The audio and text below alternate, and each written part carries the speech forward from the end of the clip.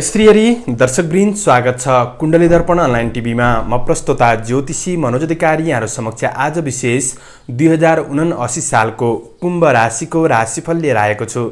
कुम्भ राशि हुने महानुभावहरुका लागि यो 79 साल के कस्तो बन्दैछ, तपाईको भाग्य परिस्थितिले तपाईलाई के कतिको साथ दिनेछ, समग्र पक्षमा हामीले राशिफल समेट्ने प्रयास गरेका छौं। दर्शकवृन्द, यदि तपाईहरुको जीवनमा ज्योतिषसँग सम्बन्धित रहेर कुनै पनि जिज्ञासाहरु छन्, समस्याहरु छन् भने हामीलाई निर्धक्क भएर कमेन्ट गर्नुस्। हामी तपाईहरुको जिज्ञासाको समाधान गर्ने प्रयास पनि गर्ने छौं। दर्शकवृन्द, कुन ठाउँबाट हेर्दै हुनुहुन्छ, यदि हाम्रो प्रस्तुतिहरु मन पर्दैछ भने हाम्रो च्यानललाई सब्स्क्राइब गर्नुहोला र सब्स्क्राइब गरेसँगै अल बटनमा थिच्न पनि नभुल्नुहोला। दर्शकवृन्द, यो 2079 साल विशेष तपाईको कर्म क्षेत्र के कस्तो रहनेछ र व्यापार व्यवसायको क्षेत्र, आर्थिक आय आर्जन पक्ष, खर्चको पक्ष, शिक्षा, स्वास्थ्य, पारिवारिक जीवन र प्रेम र वैवाहिक सम्बन्धका दृष्टिले के कस्तो रहनेछ, यात्राका दृष्टिले के कस्तो रहनेछ, के कस्तो कुरामा तपाईले विशेष विचार पुर्याउनु पर्नेछ, ध्यान दिनुपर्नेछ, के कस्ता उपायहरू गरेर अगाडि बढ्दाखेरि राम्रो हुनेछ,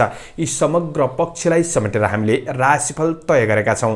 दर्शकवृन्द, विशेष राशिफल प्रस्तुत गर्नु पूर्व तपाईको आफ्नो राशिबाट गोचर अवस्थामा ग्रहहरूको पोजिसन के कस्तो रहेको छ त्यसको बारेमा छोटो जानकारी लिहालौं। गुरु ग्रह दोस्रो भावमा रहेर ग्रह गोचर दृष्टिफल प्रदान गर्ने अवस्था रहेको छ।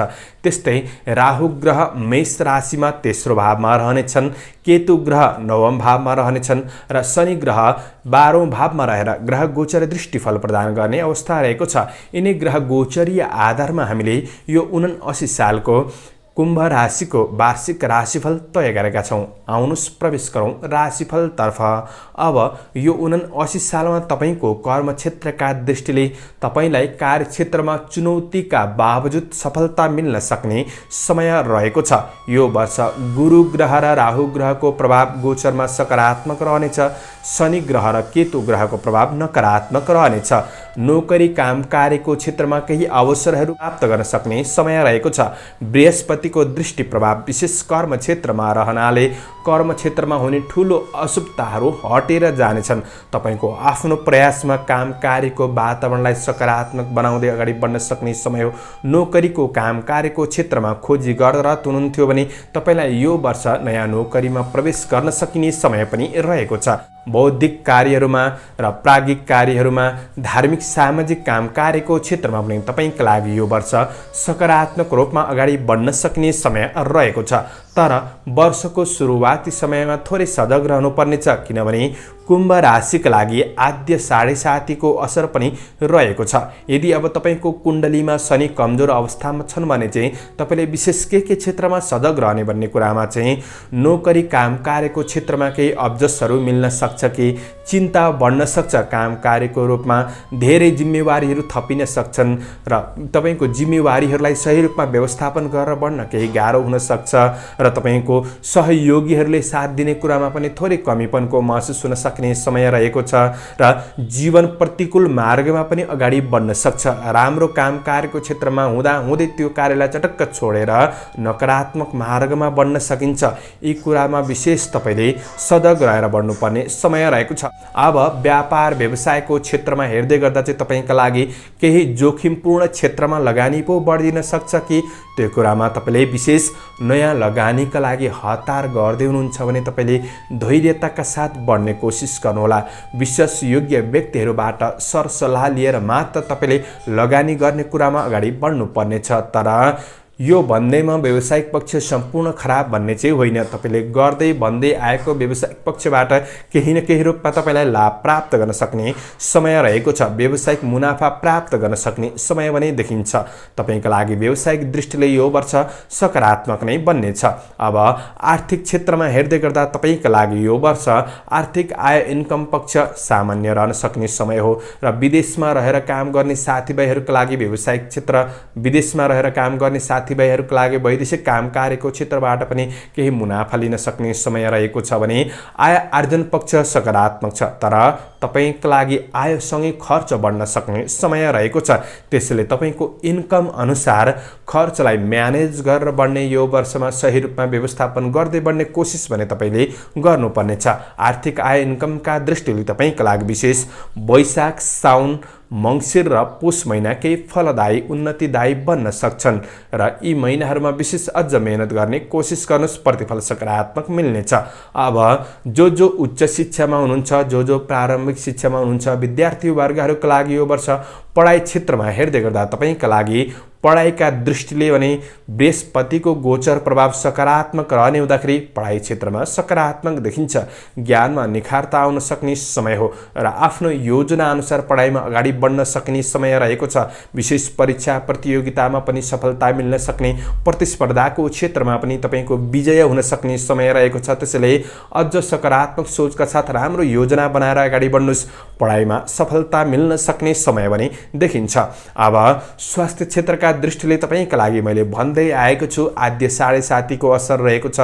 थकान शारीरिक रूपमा बढ्न सक्छ, शारीरिक थकान चिन्ता बढ्न सक्ने समय हो र तपाईँलाई कुनै दीर्घ रोगबाट भने केही उन्मुक्ति मिल्न सक्ने समय भने देखिन्छ। सानातिना तपाईको मौसमी समस्याहरूले चाहिँ सताउन सक्ने समय हो कि त्यो कुरामा विशेष सजग रहेर बढ्नुपर्ने समय रहेको छ।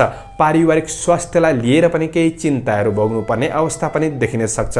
वृद्धहरूले त विशेष तपाईको स्वास्थ्य पक्षलाई लिएर सजग रहनुपर्ने छ। खानपिन आहार विहारका कुरामा सजग रहेर बढ्ने कोसिस गर्नुहोला। अब यो वर्ष तपाईको पारिवारिक सम्बन्धका कुरामा हेर्दै गर्दा कुल कुटुम्बबाट तपाईलाई साथ सहयोग मिल्न सक्ने समय रहेको छ, किनभने बृहस्पतिको गोचर दोस्रो भावमा रहनेछ। बोलीको प्रभाव बन्नेछ। बोलीको प्रभावले गर्दाखेरि कुल कुटुम्बहरू नजिक हुन सक्ने समय रहेको छ र कहिले काहीँ सामान्य उतार चढावको स्थिति पारिवारिक जीवनमा आफन्तमा देखिन सक्ने समय पनि रहेको छ। त्यो कुराहरूमा तपाईले विशेष सहयोगी भएर बढ्ने कोसिस गर्नुहोला। दाजुभाइमा केही सकारात्मक भावनाको विकास हुन सक्ने, साथ सहयोग पूर्ण रूपमा अगाडि बढ्न सक्ने समय रहेको छ। त्यस्तो पूर्ण नकारात्मक स्थिति बन्छ भन्ने चाहिँ होइन। त्यसैले परिवार बीच सहयोगी भएर बढ्ने कोसिस गर्नुहोस्, एकअर्कामा भएको दूरीलाई हटाउने कोसिस गर्नुहोस्। तपाईका लागि सकारात्मक साथ सहयोगका साथ बढ्न सकिने समय रहेको छ। अब प्रेम र वैवाहिक सम्बन्धको कुरामा हेर्दै गर्दा तपाईका लागि प्रेम जीवन यो वर्ष सकारात्मक देखिन्छ।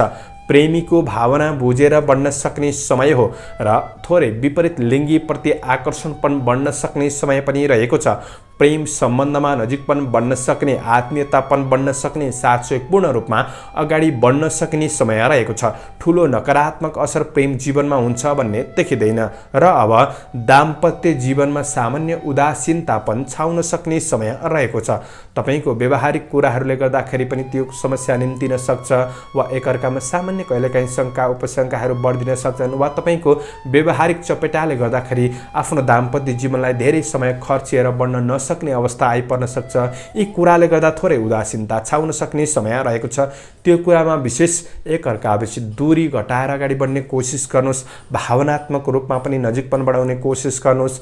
यी कुराले तपाईको सम्बन्धमा सुधार ल्याउन सकिने समय रहेको छ। यात्राका दृष्टिले हेर्दै गर्दा तपाईका लागि वैदेशिक काम कार्यको क्षेत्रमा सकारात्मक नै देखिन्छ। आफ्नो योजना अनुसार अगाडि बढ्न सकिने समय रहेको छ भने वैदेशिक यात्राको केही अवसरहरू जुट्न सक्ने समय पनि रहेको छ।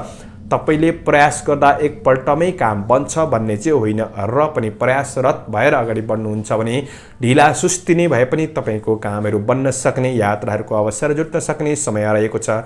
धार्मिक यात्रा, तीर्थयात्राहरू पनि बन्न सक्छन् किनभने बृहस्पतिको दृष्टि प्रभाव सकारात्मक नै देखिन्छ। वृद्धहरूलाई तीर्थयात्राहरूमा जानका लागि पनि यो वर्ष सकारात्मक नै देखिन्छ।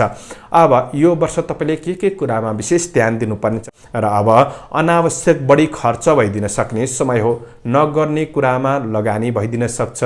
अनावश्यक फजुल खर्च पनि बढ्दिन सक्छ। यी कुराहरूलाई तपाईले चाहिँ म्यानेज गर्नुपर्ने समय रहेको छ र तपाईलाई शारीरिक चिन्ता, मानसिक अस्थिरता पनि रहन सक्छन्। त्यसैले सकारात्मक सोचका साथ योगा व्यायामका साथ बढ्ने कोसिस गर्नुहोला र हरेक काम कार्यको क्षेत्रमा थोरै ढिला सुस्ती भने भइदिन सक्ने समय रहेको छ।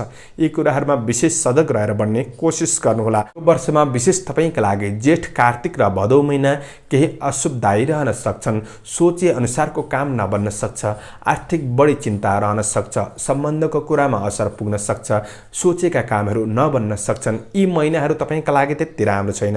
यी महिनाहरूमा विशेष सजग रहेर बढ्नुपर्ने समय रहेको छ। अब यो वर्ष राम्रो बनाउनका लागि तपाईले के कस्ता उपाय गर्ने। 7.5 को असर छ। यदि तपाईको कुण्डलीमा शनि कमजोर अवस्थामा छन् भने तपाईले विशेष शनि स्तोत्र पाठ गर्ने, शनिबारको दिन शाकाहारी, शनिबारको दिन पिपलको बोटमा जल चढाउने एक काम गर्न नभुल्नुहोला। यो देखि बाहेक तपाईले देवी भगवतीको उपासना गरेर अगाडि बढ्न सक्नुहुनेछ र तपाईले विशेष ज्योतिषीहरूको परामर्श अनुसार यदि कुण्डलीमा शनि कमजोर छ र तपाईको केतुको असर पनि परिरहेको छ, महादशा दशा आदि चलिरहेको छन् भने शनि र केतुको प्रतिकूल असरका लागि विशेष स्वस्ति शान्ति गरेर अगाडि बढ्नुहुन्छ भने नकारात्मक कुराहरू हटेर जान्छन्, अशुद्धहरू हटेर जान्छन् र जीवनलाई सही मार्गमा अगाडि बढाउनका लागि मद्दत पुग्नेछ। तपाईहरूको 2079 साल सम्झना योग्य बनोस्, उन्नति प्रगति हुँदै जाओस्, यही शुभकामना प्रदान गर्दै म ज्योतिषी मनोज अधिकारी आजको प्रस्तुतिबाट बिदा लिन चाहन्छु। जय श्री हरि, जय श्री कृष्ण।